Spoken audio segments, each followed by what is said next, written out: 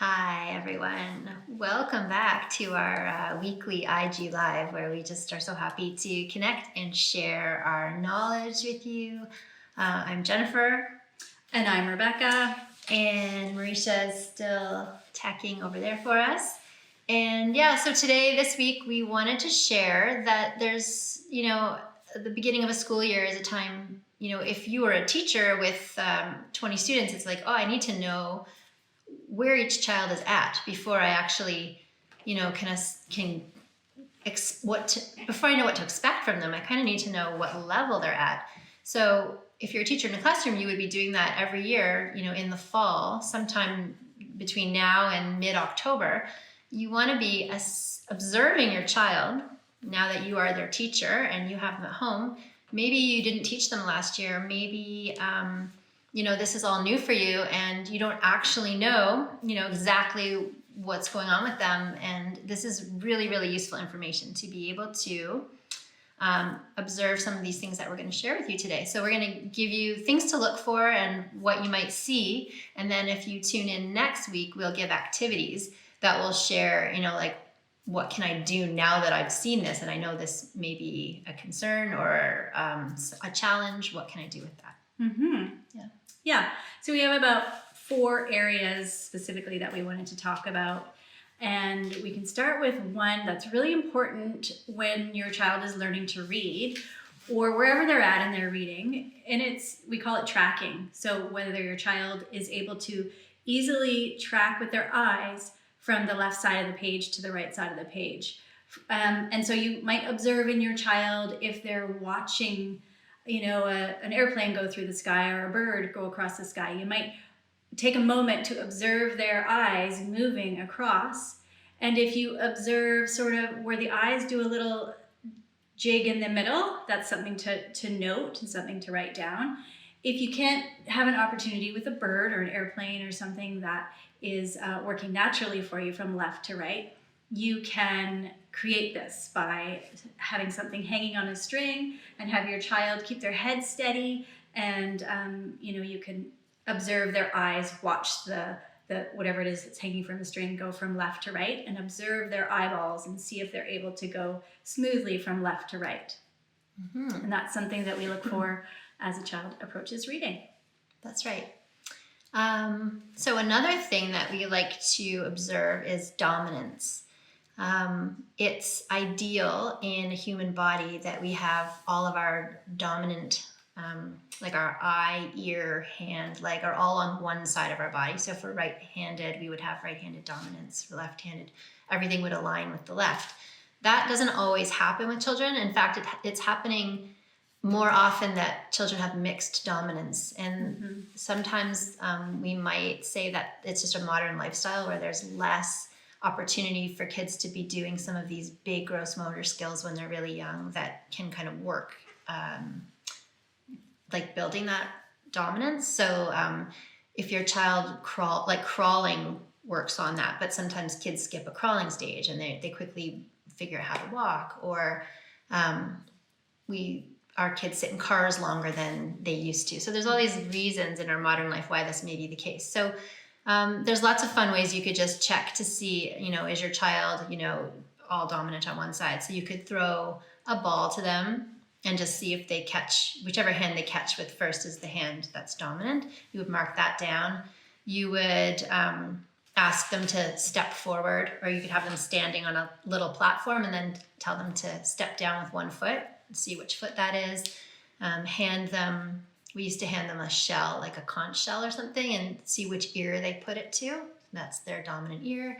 And then with eye, if you have a kaleidoscope, or you could roll up a tube of paper or a paper towel tube and just see which eye they put it to first. And these are just notes you can take, and then we can help you next week to know what you might be able to do to help them get dominant all on one side.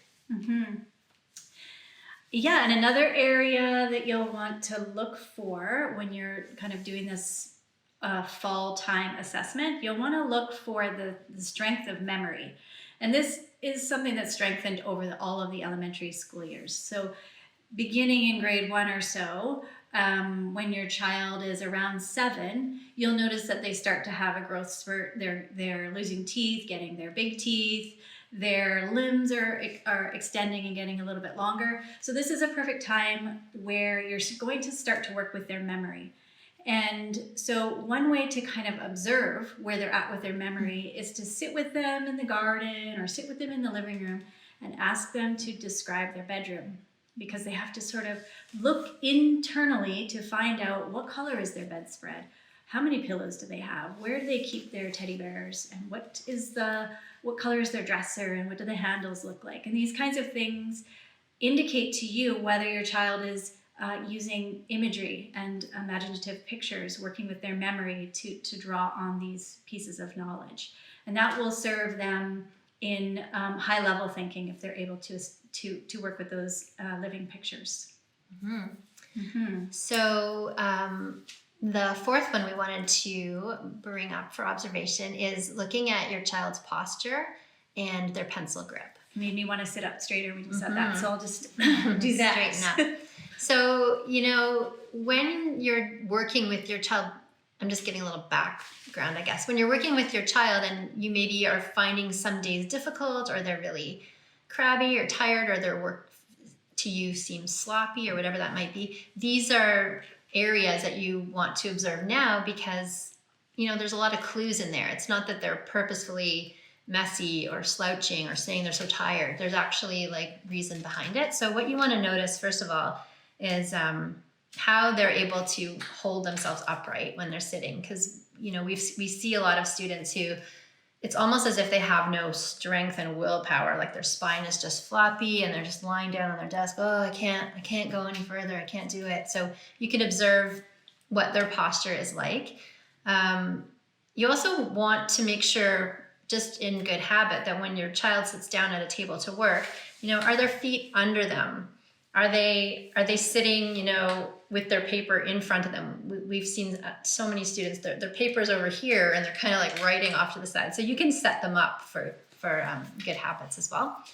And then you want to look at their pencil grip. And there's all kinds of pencil grips out there now that look really uncomfortable. So you really want to notice if it's that classic pencil grip, which was kind of like the bird beak. We should have had a pen. Yeah, next hold. week.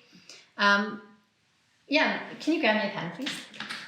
Because it's kind of important to just maybe know for sure. Rebecca's house is so tidy that there's even one pen. She puts everything away. Right drawer. Yeah, there we go. I'll show you what I mean. Thank you. So of course, there's your classic pencil grip, right? Like a tripod. You see kids doing this and this and this. It may look like it's working for them, but it will create a lot of fatigue when they're expected to write a page handwritten report and stuff like that. So it's something to notice now, and then we'll give you tips for it next week. Hold that pencil, Jen. So I used to tell my students that this was the straight part of the mountain. So this part of your finger, you'll notice some children really push it in and it has a big bend to it, and that's going to cause fatigue over time. So Jen's is really relaxed and straight. That's one thing to look at. And then this area here that you can see, the top of the pencil, I used to say that the little gnomes wanted to be able to ski all the way down and even between the fingers, so that they're not pressing on each other here in this space. There's a tiny bit of the pencil so that the little gnomes can ski all the way down to the ground, which is the tip and where the page meets the pencil. Mm-hmm. So these are things, those are 4 things: tracking, dominance, posture, pencil grip, and memory, that you can be looking at this week. It is important right now to get on that. It really is, yeah. Even if you're setting yourself up for the next couple of weeks and thinking about how you're going to put these things into your plans over the next couple of weeks to observe these important aspects. Mm-hmm. And we'll look forward to meeting with you next week, and we'll bring you some ideas of how to work with some of these things that you're observing and some ideas to put into your day. Awesome. Have a great day, everyone. Thanks for being with us. Bye. Bye.